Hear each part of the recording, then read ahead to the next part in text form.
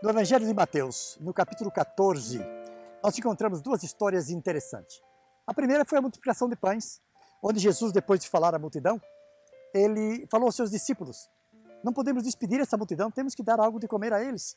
Os seus discípulos disseram: nós temos nada, temos somente 5 pães e alguns peixinhos. Jesus mandou as pessoas sentarem-se, e depois de assentarem, Jesus multiplicou o pão e os peixes, e isso alimentar a mais de milhares de pessoas. É interessante que na continuação da história, ele mandou seus discípulos sair no mar da Galileia. Eles entraram no barco e foram. Jesus foi ao monte orar. E no monte ele se demorou algum tempo, e durante a terceira vigília da noite, entre as 3 da madrugada e as 6 da manhã, Jesus voltou aos seus discípulos caminhando sobre o mar.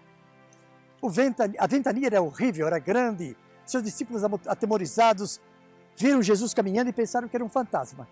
De repente, eles se assustaram tanto, que gritaram: é um fantasma! Jesus disse a ele: se aquietem, sou eu. E pensando na frase de Jesus, Pedro disse: Senhor, se eres tu, deixa-me sair do barco e caminhar a ti. E Jesus: venha, Pedro. E Pedro saiu do barco e começou a caminhar. De repente, Pedro se lembrou que ele estava caminhando sobre as águas.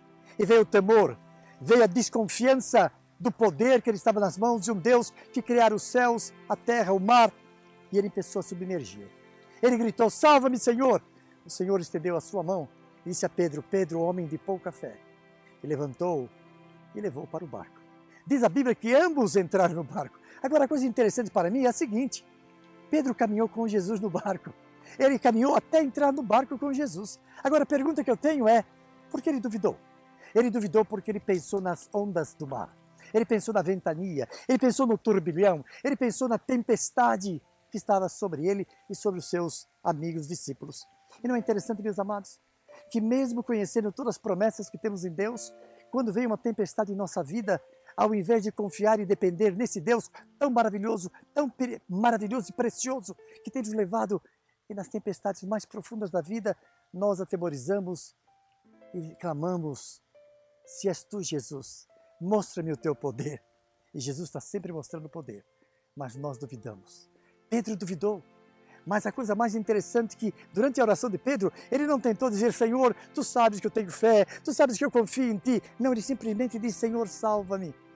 E naquela mensagem, naquela oração tão curta, o Senhor estendeu a mão a Pedro e ambos caminharam para o barco.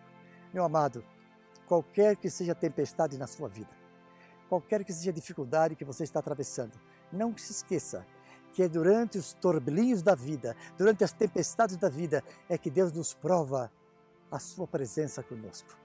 Ele não somente tomou a mão de Pedro e levou-o de volta ao barco, mas a passagem diz que a tempestade se acalmou e todos estiveram bem, sem qualquer problema. E então os discípulos disseram: verdadeiramente, Ele é o Filho de Deus.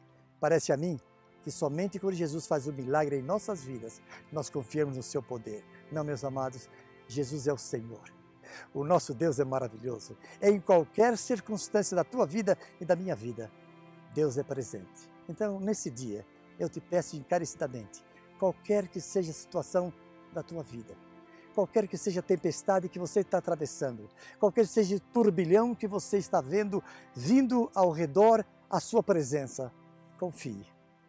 Nosso Deus é o Deus que tem poder para acalmar as águas do mar, para acalmar as águas da turbilhão da sua vida também. Confie no Senhor.